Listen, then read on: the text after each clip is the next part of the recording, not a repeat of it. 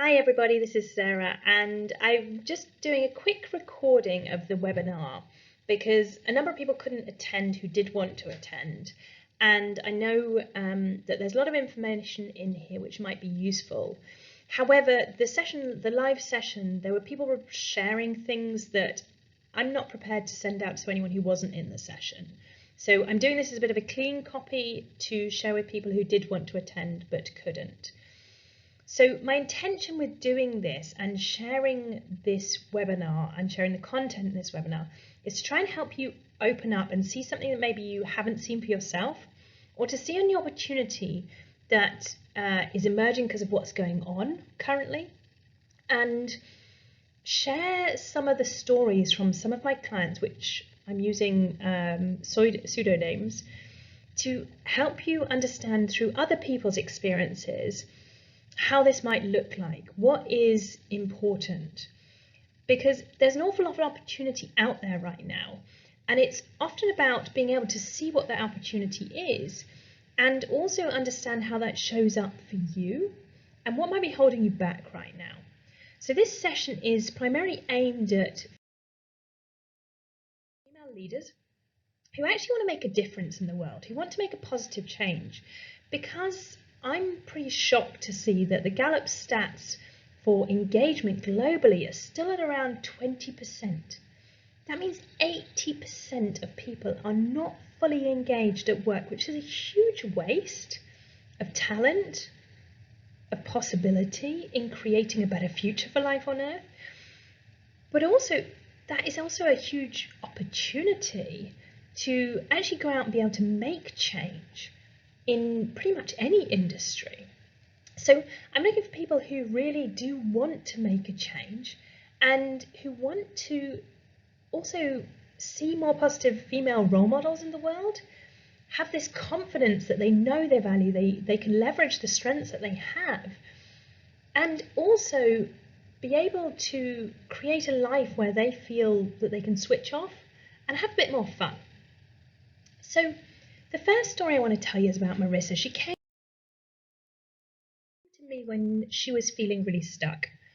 She had taken on a role because about a year previously, because she felt that this would give her an opportunity to move into another role. And it was what the company was asking her to do. So she did it really to please other people. And actually it was a job she ended up hating because she didn't feel she could use her strengths. She didn't feel like she was contributing or providing value to the company, which was something that was really important to her. So she ended up actually off work with stress because she wasn't being challenged, and also she felt underappreciated. Now, she also wanted to start her own business. She had a great business idea, but she didn't have any energy because she was being drained the whole time, which meant she wasn't there for being able to create this business, but also wasn't there for her family, which was really important to her. In fact, she was the sole breadwinner for a family of 5. So security was really important, which meant when we started working together, we needed to try and find a way where she could move roles, but continue to have some job security with potentially staying within the same company. So where Marissa got herself to was we found her a new job in actually a different part of the company, which was a different culture, so an internal culture, and was a much more aligned to the values, what was important to her, and also was an area she could use her strengths in, where she could contribute, where she felt appreciated, where she felt valued. And this also allowed her to actually realize that she was missing some boundaries to protect the family time that she wanted. And she had actually was able to create those boundaries when stepping into this new role by creating it right up front with her boss, designing it into how she was going to work, how they were going to work together. Now, because she was more energized at work and she felt like she could contribute more, she even had more energy to go off and set up her own business on the side. So she managed to do all of this within the time that we were working together. Now, what was her lessons from this? She says, don't say yes if it doesn't feel right. Trust your instinct. Trust yourself to make the right decision, because if you're sitting in a job you hate, it drains your energy, it drains your power, and it drains your confidence. And this is a cumulative effect over time. So it's almost like the longer you sit in this role, the less energy you're going to have. So it's a matter of being able to create that for yourself and recognizing actually when you do something you love, when you're passionate about it, when you feel appreciated, when you feel you can provide value, it actually fills you with energy. So I wonder what of Marissa's story resonated with you. What are you taking away from the experience that she had? Are there any maybe alignments to what you can see going on for yourself? Maybe take a couple of notes. And as you do that, we're going to move on. Move on to understanding what this opportunity is and why it's relevant today. Because there's an increasing body of research from some pretty big names as to the benefits of having more women in leadership in organisations. Now, I just want to summarise these so you can see what the statistics show, because they're showing that businesses with higher proportions of female leaders have higher levels of engagement. When you know that the Gallup stats, like we said, at 20%, this is a pretty big opportunity for businesses to improve engagement levels, which improves opportunities within the business. This is also key to creating inclusive and open team environments, which are necessary to be able to foster creativity and innovation. Again, pretty key for tech businesses. In fact, pretty key for any business that's in this very fast-moving world. Things are changing daily. There's a lot of uncertainty. Businesses need the ability to be able to flex. There's stats around internal communication. There's stats around championing other underrepresented communities within the business. So actually getting your DEI agenda firmly on the table and being able to support and empower other people within the business. And let's look at the bottom line. They're shown to be sustainably more profitable. So there's a lot of data now that shows that having more women in leadership positions has a massive effect in a business sense. So there is also this drive for quotas. Now, quotas, love them or hate them, they're actually here to stay. The reason is there are many statistics in, let's just name one country, Denmark, that show that unless you put structures in place to actually encourage the continuation of creating gender parity, that actually it tends to roll back. It actually tends to get worse over time. There's not an automatic movement or continuation forward if you start on one train.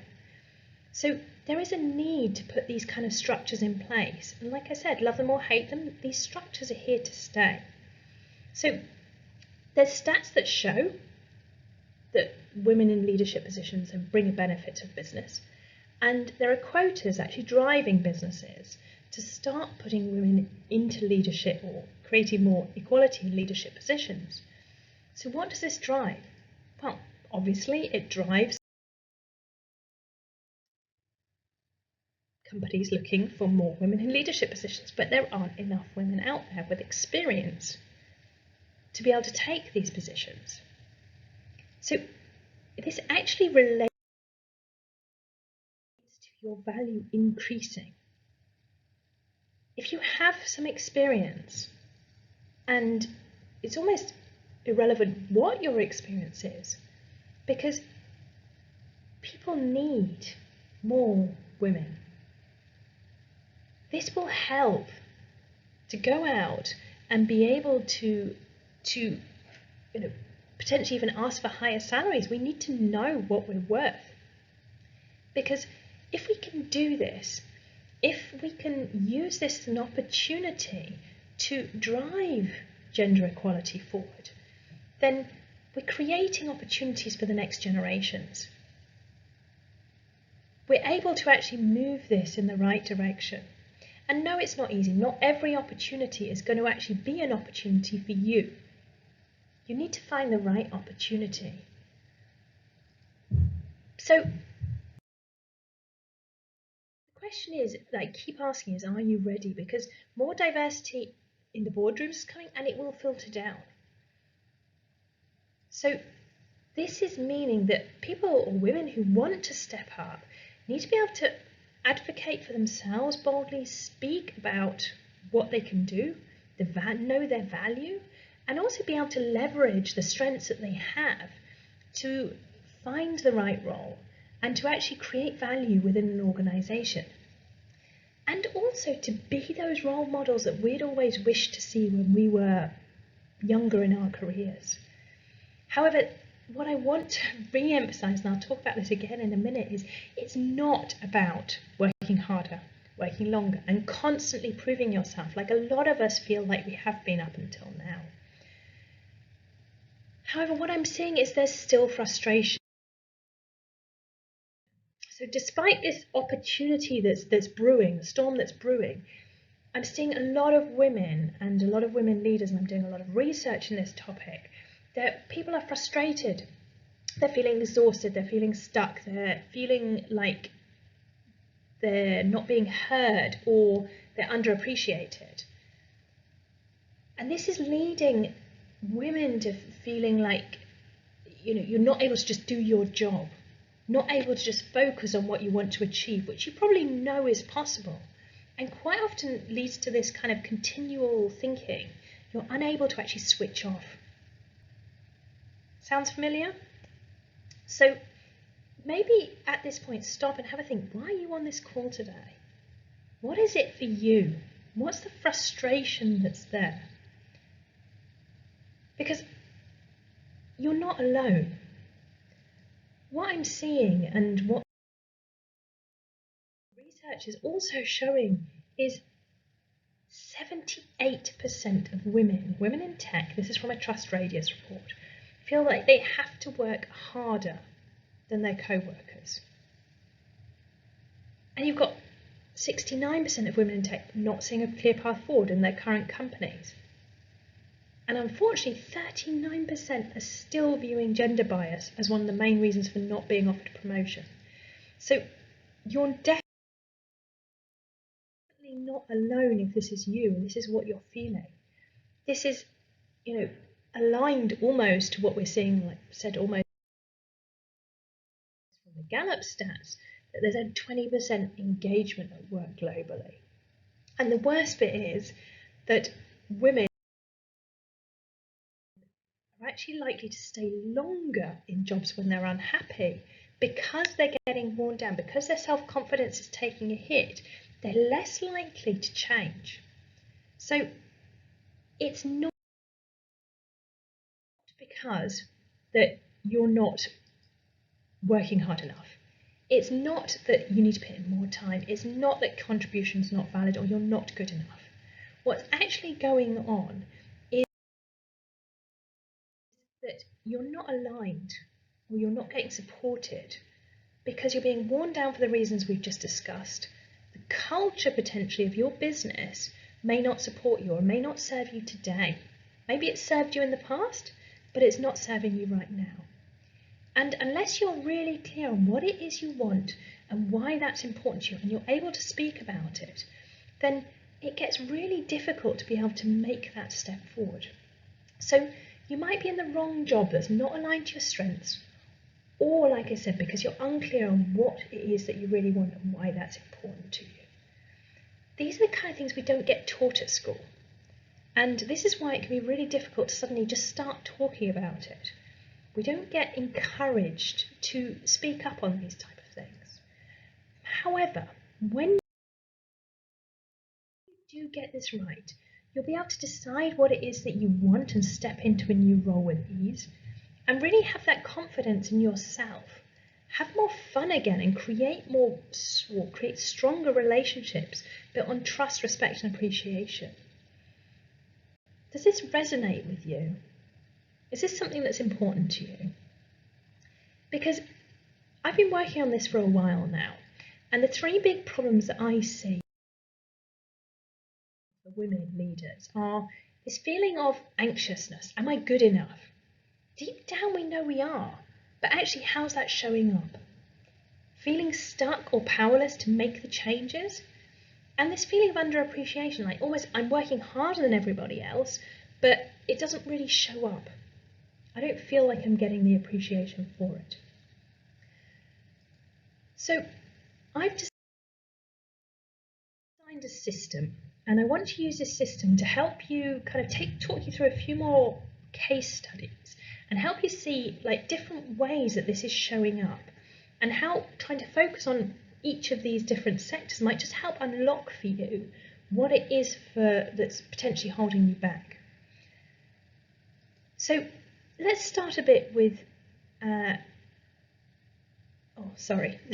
let's look at the career opportunity finder, because that's what comes next.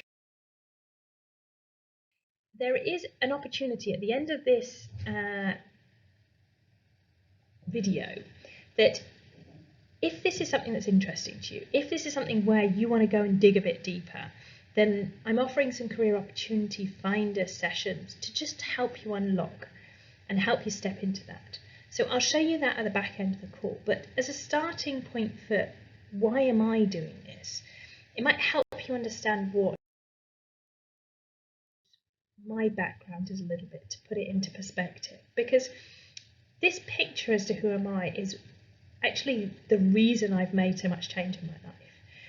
This is my husband and our 2 adopted daughters, and it was because I wanted to be a role model that I really made change a few years ago and actually set this business up as part of those changes that I meant. Because where I started from was a very young age. I'm the youngest of 3 girls. I learnt that to be seen to be smiley and not speak up too much was appreciated. So I learnt to hide stress behind a smile.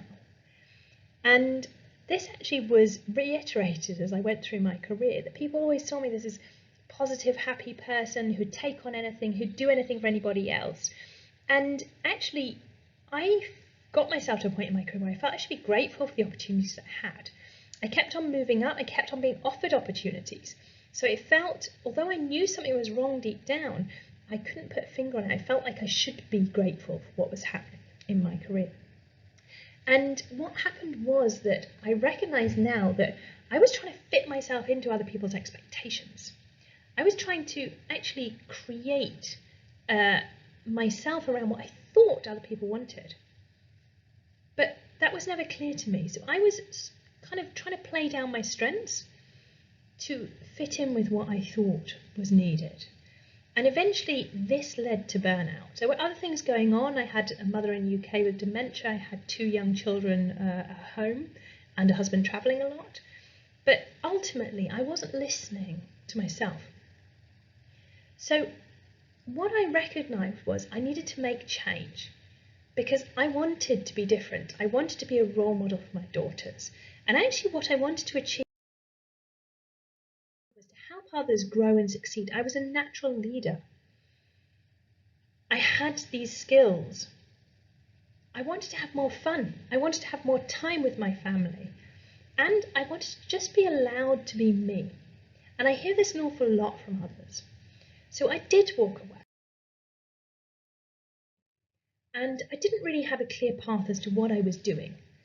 But what I've recognised since then is that my story is not uncommon. This is not an uncommon situation for women leaders within corporate world. But fly forward, now what do I do? I've set up a B Corp, which means I drive a values-driven business. It's really important to me that I put purpose as well as profit behind how I run my business. I take full responsibility for how I show up. So I now love what I do. I work with amazing people. I get to challenge people on a daily basis, which is something I used to shy away from a lot in industry, was really creating courageous conversations, because I recognise we're not going to make huge changes in the world without being able to create a space where different viewpoints can be heard openly and people can listen to one another. And now that's what I do. I won't hold back. I speak up when I see something that I don't agree with, which means that I actually go out and I try to inspire people in my own way. I try to use stories to help people understand and to provoke tech businesses to do better, to make change, to really hold those businesses up that are managing to do this, to create inclusive and open team environments where diverse teams can innovate, they can thrive, because this is how we can make positive change in the world. This is what's important to me.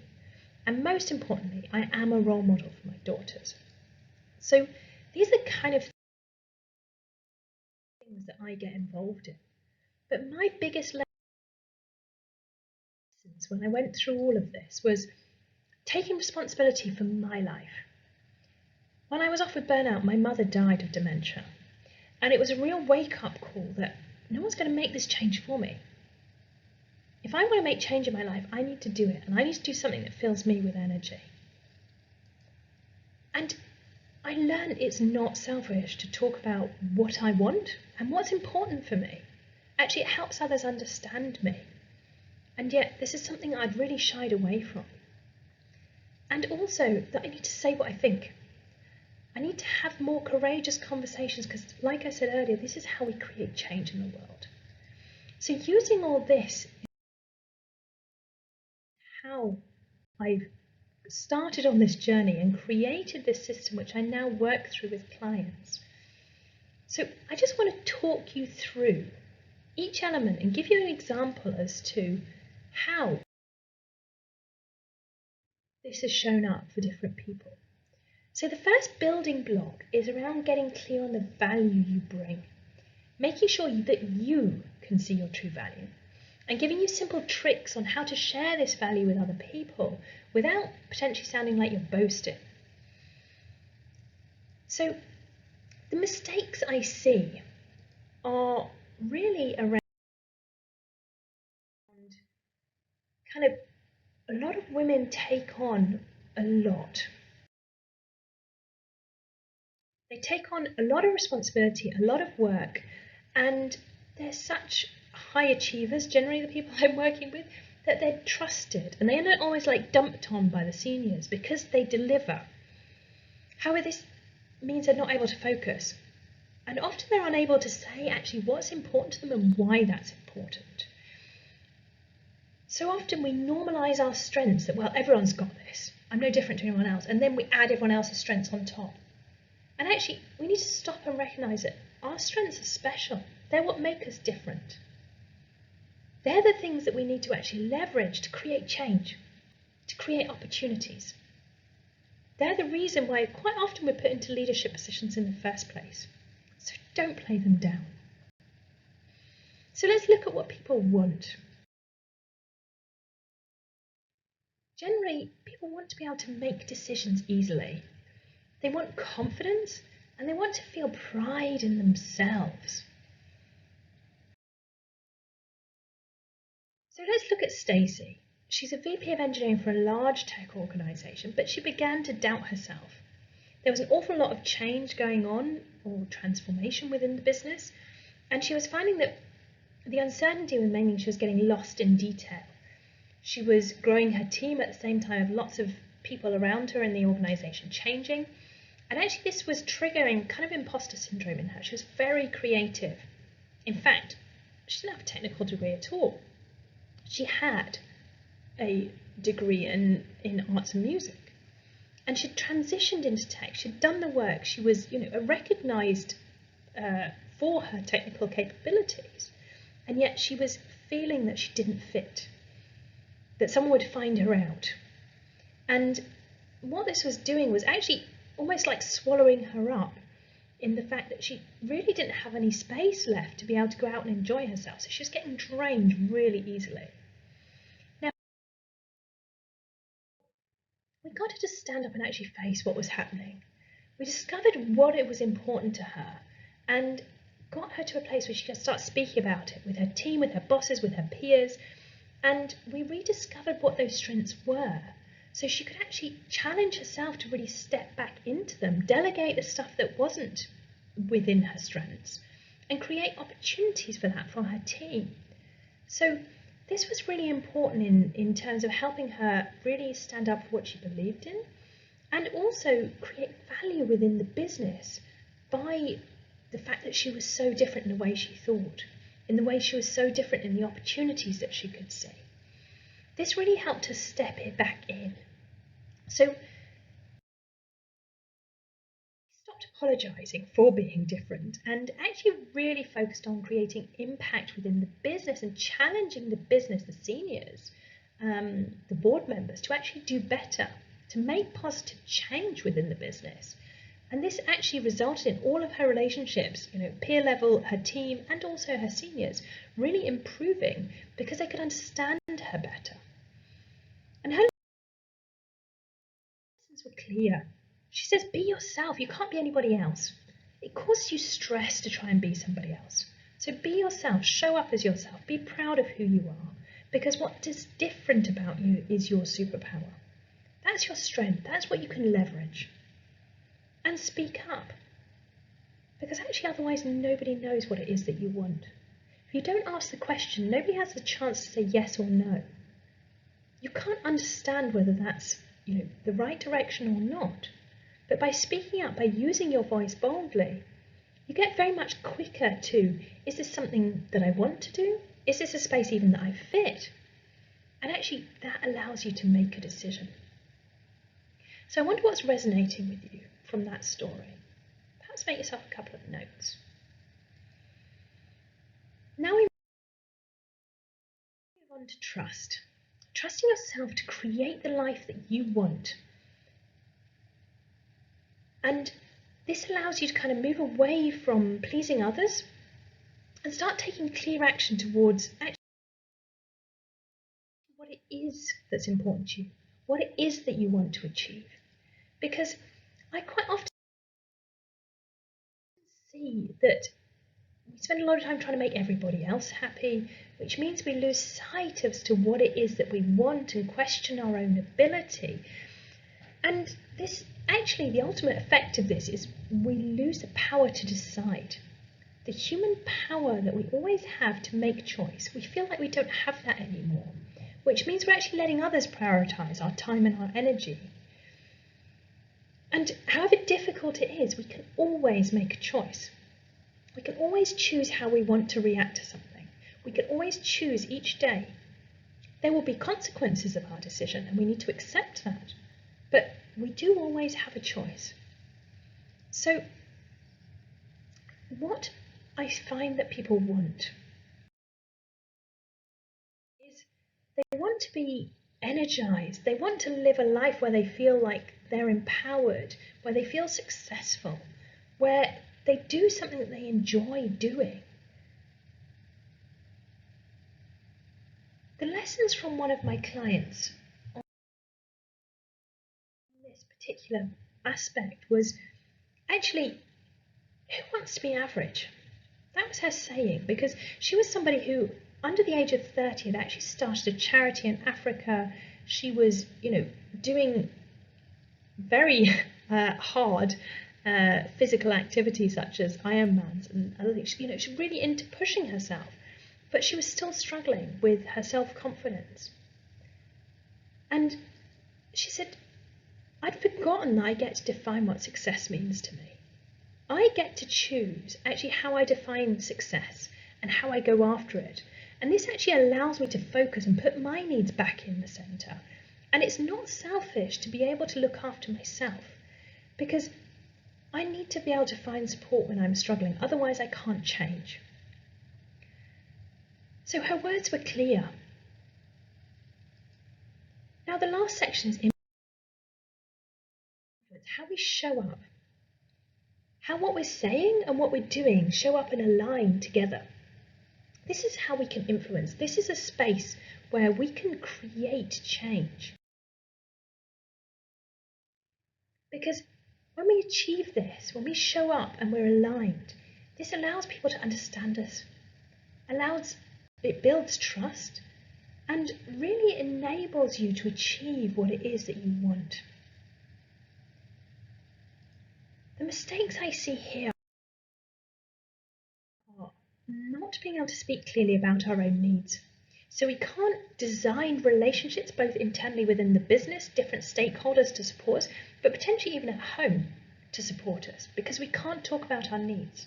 This is often due to the fact that we've been, normalized as children not to want, not to be so, not to speak up about what we need. However, we're actually giving away power when we speak, because a lot of people talk from the plural we, or they talk about we should, we must, or I must, I need to. You're giving away your power to decide. When we can talk about I want, I need, I believe, I feel, you're owning. You're owning what it is you're talking about. And other people actually can understand you an awful lot better. And we often underestimate how our words and actions actually impact other people. But they do. Because what we want, and this is what our most fundamental of human needs, is to understand and to be understood. And to have that sense of belonging, being accepted and respected by other people, and be able to create a positive impact. These are all key things as to how we want to show up. So this is Henrietta. She was a senior leader in a large global tech organisation. She felt she'd had her confidence knocked down for years. She was always being told what wasn't good about what she'd done, or where she'd messed up, or where she needed to improve. And she really started to take this on board and was really questioning her own ability. So although she could see that this environment that she was in and the leader that she had was toxic, she really didn't have the confidence to step up and step out, because she really did not see that her skills were transferable and her experience was transferable. She felt like whatever she did wasn't good enough. And worst of all, she felt like a bad mother, because when she was at home, she wasn't really focused on her family, because she was spinning the whole time about what was going on, how she could have done better, what she should have done differently. So where we got her to was recognizing, actually, what's the worst that can happen? I'm in currently, or she was in, what her worst case scenario was. She was feeling unable to change, she was stuck, and she felt like she was drained of energy. So when she recognized that, it actually got her to step back in boldly with a kind of the mindset shift of nothing to lose, or what's the worst that can happen? It can't get worse than this, actually. So she actually started making changes within the business that she didn't realize were possible just a few weeks before. She started seeing real shifts, results, but she still decided to leave the business. She'd lost the trust within the business to support her. She very quickly got a new job, a new industry, and she said she wished she'd known she could be so excited about work again, because it was really important to her to find a business that she was passionate about in a culture where she felt she could thrive. And she also, the bonus for her was, she took 2 months off to spend with her family between the jobs, which was her way of giving back for what she felt she hadn't achieved in the previous years. So her lessons were clear. She felt like, if not now, then when? Because she recognised if she'd have made that change earlier, she'd have been able to actually create this change and have a lot less suffering. She recognised her experience was completely transferable and was very valuable to other people. And she understood her worth. She recognised she was worth it. She did want to make that change. So I wonder what resonated with you from Henrietta's story. Take some notes if you want to. But this is the system that I have created to kind of help break down the different areas to help you make change, to help you maybe take one step forward. Now, while this is important to you, whatever stage of your career that you're in, I'm actually looking for 2 people this month who really want to reach the next level, who want to get clear and want to be committed in making change in their lives. Because people that work best with me are female leaders with a certain level of experience, those who want to create positive change, and those who are committed to taking action. Now, if that's you, if that resonates, then the Career Opportunity Finder session is a way for you to just understand what this might look like for you, to understand how you could take this step for yourself. So in this session, we basically look at what's working, what's not working, and then how to remove that blocker and create some goals as to actually what it is that you want to achieve. Now, I've got 4 spots free each month. So this month, so if you're watching this back, there's a possibility that the spots are either limited or maybe even gone for this month.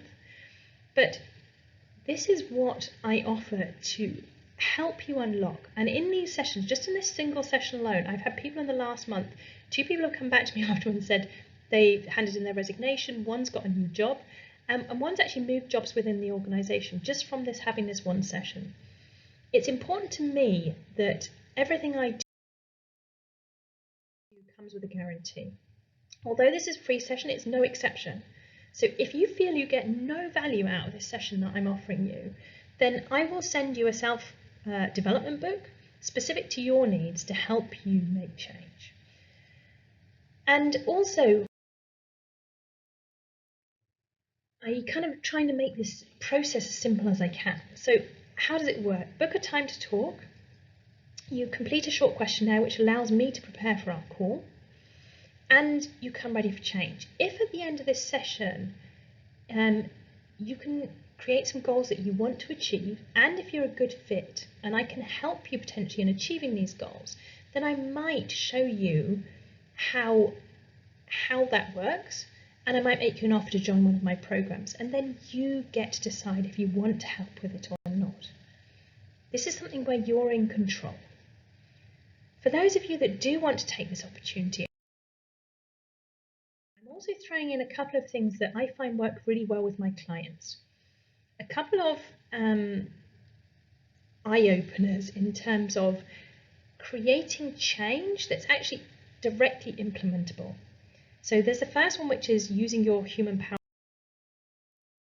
to decide. And this is a worksheet and a video impulse. The second one is something that I see time and time again, is trying to help people understand how to use emotional intelligence in the workplace. And I call it the EQ Buster because it really is a game changer, specifically for tech businesses, but just in leadership in general. So if you want access to both of these bonuses, then they're both there for you. But I would love to know what it is that you're taking away from this session. What is it that has maybe resonated with you? And what are you maybe going to do differently starting tomorrow? So I hope to see you again.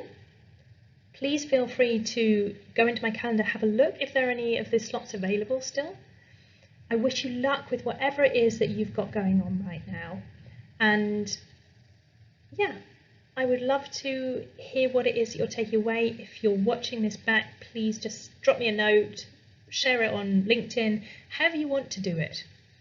But take this opportunity, take this calling as a reason to do something different. Take care of yourself. Have a lovely day. Bye.